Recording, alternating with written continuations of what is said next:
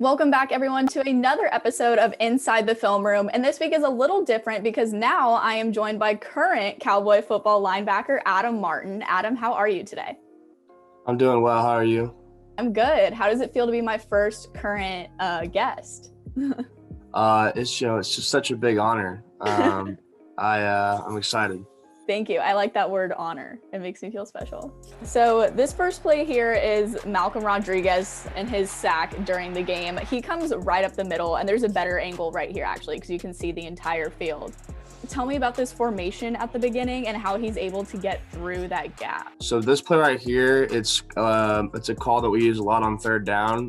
And it's just kind of like an all-out blitz, meaning that, it's going to set in a 7-man pressure, meaning about 7 guys are going to blitz and everybody else just in man coverage. So, you can see all these guys here, and they're all getting up on the line because they're all going to blitz, and then the other guys around our man. And a lot of times what we can do out of this formation is they can either blitz or you might see them drop out. So, because we like to do a lot of stuff, where we line up in one thing and we can run like 3-4 different plays from it. But yeah, in this specific play, just an all-out blitz, and Malcolm just happens to be the guy that comes free. This play sounds so good when you talk about it, and it probably looks so good on paper. Why isn't it just run all the time? Yeah, well, so this specific play, an all-out blitz, it's kind of a risk reward, right? So, because you're bringing a lot of guys. Say one of these guys in the back end that's a man-to-man gets beat, that receiver is probably gone. So, but the reason that it's really good for third down is just because, it's a big play, and on the blitz, if you succeed, you're probably going to sack the quarterback. And right here, he doesn't get the quarterback, but he forces an intentional grounding, which makes the field goal a lot tougher. So it's really good for third down because it's just like one play. That you can get the offense off the field really quick. Whereas with other plays like first, maybe second down, it's, you maybe don't want to take that risk. So I hear a lot about linebackers like keying in on certain things on the field. What is he keying in on here?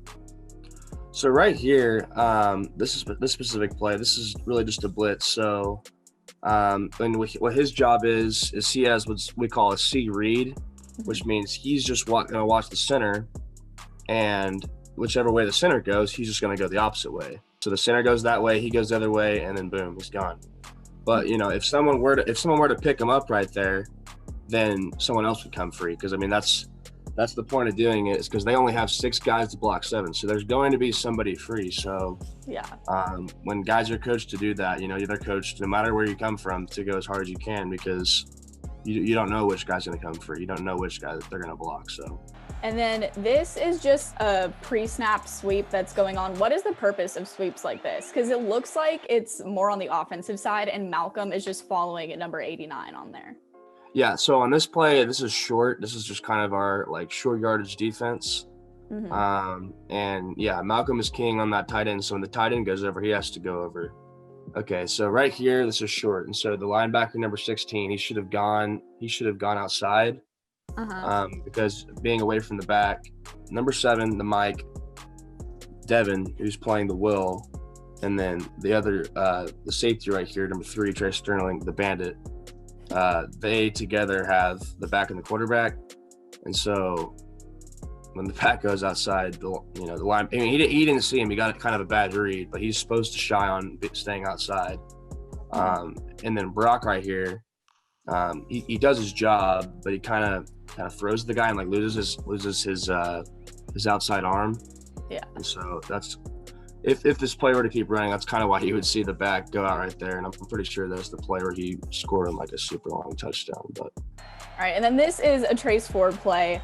He's on the bottom of the screen the entire time, and he gets right by 72 to get to Brock Purdy and just kind of trip him up there. Yeah. How is Trace able to get around that lineman? And I want to know if the shuffle he had to do in the beginning helped Trace, because all he had to do was run in a straight line. Oh, yeah. So, that's in our sack package, and so we like to put Calvin and Trace in there in that pack specifically because it's for third downs, kind of third and longs.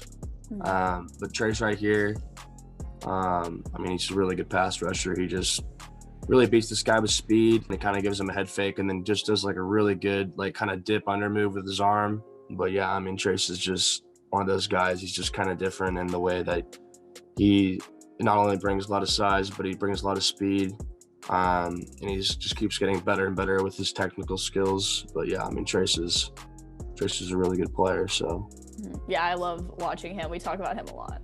That's all the clips that I had. So thank you so much for doing this and being the first current OSU player guest on here. It was really fun, and I enjoyed talking to a linebacker. Yeah, for sure. Thanks for having me on. Of course, yeah. And thank you guys so much for watching this again, and make sure that you watch out next week for when I do someone else. We'll see. It's a surprise.